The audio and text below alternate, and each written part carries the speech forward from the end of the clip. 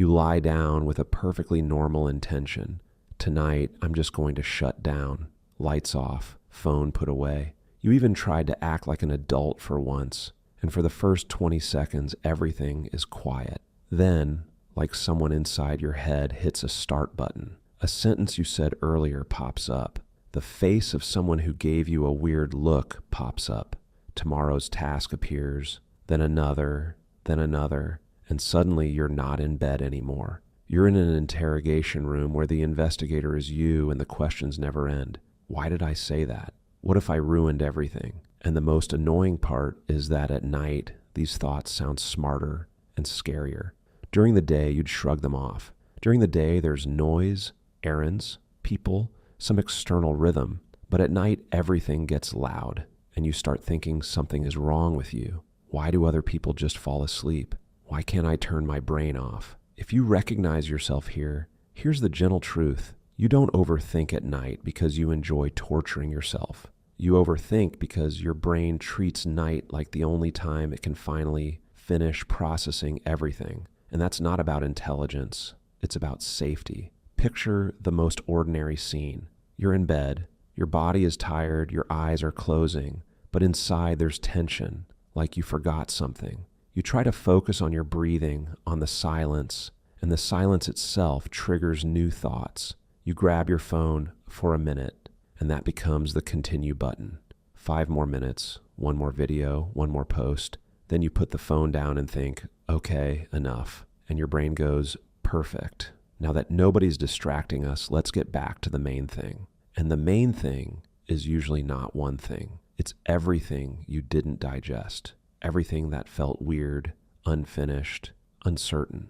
That conversation where you could have responded better, that mistake nobody noticed, but you did. That worry about tomorrow, that thought, I'm doing something wrong. Now here's the truth that hits people right in the chest. At night, you're not solving problems. At night, you're checking whether you're good enough to not be rejected and to not wake up tomorrow drowning in shame. And until your brain gets the feeling it's safe, it won't let go. Let me explain the mechanism in plain language, no lecture. Think of your brain as the manager of unfinished tabs. During the day, you have 100 tabs open. Tasks, messages, conversations, noise, you're living, and your brain is constantly switching. It doesn't have time to close anything. It just keeps everything running in the background. Night is when those tabs are suddenly the only things left on the screen. And the manager goes, finally, quiet. Now we can sort this out. But here's the problem. At night, your brain almost never chooses sort it out beautifully.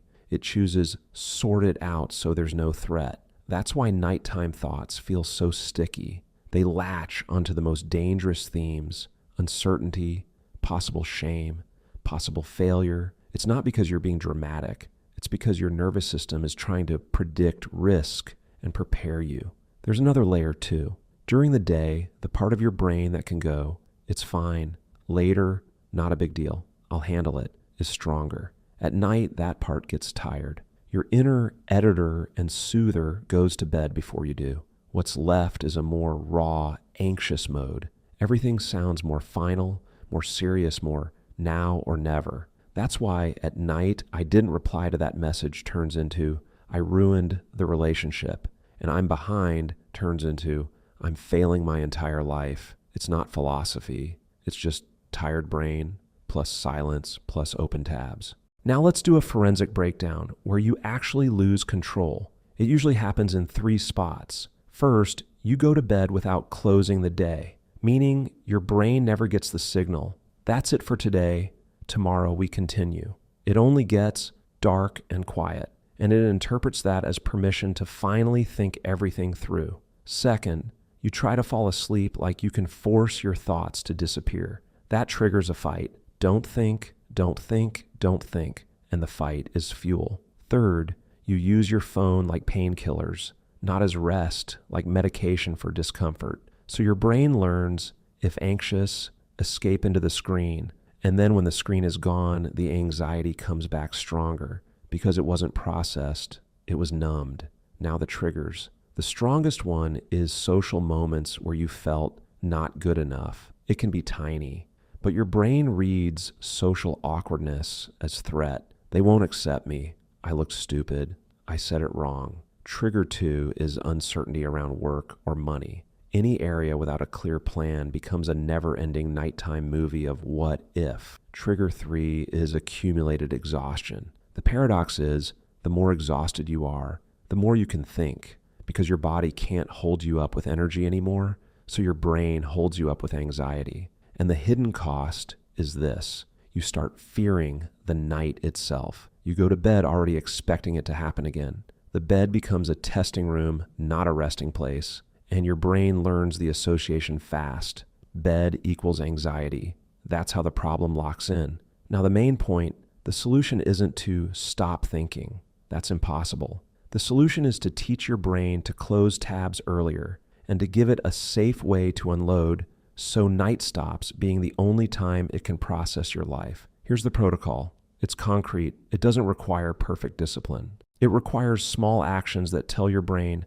I'm in control, there's a plan, you can let go. First, create a thought parking lot 5 minutes before sleep. Not a 30-minute journal, not a life analysis, 5 minutes. Grab paper or a notes app and do 2 things. Dump what your brain will try to loop and give it the status parked. Write short, tomorrow, call, pay, finish. And separately, looping in my head, conversation with X, fear Y, thought Z.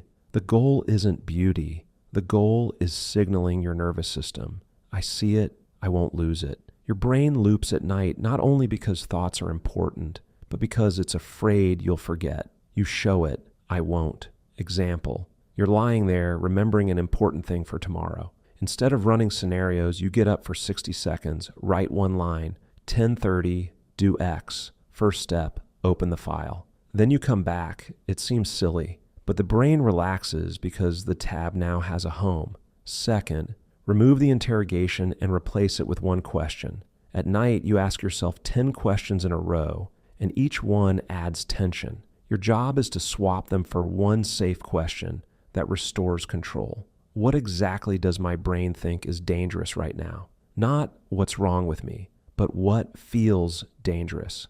Because the answer is usually concrete. I'm scared I'll look stupid. I'm scared I'll fail. I'm scared they won't get me. I'm scared tomorrow will be hard. The moment the fear is named, the thought loses some power. You stop being a hostage to the storyline and become someone who can see the mechanism.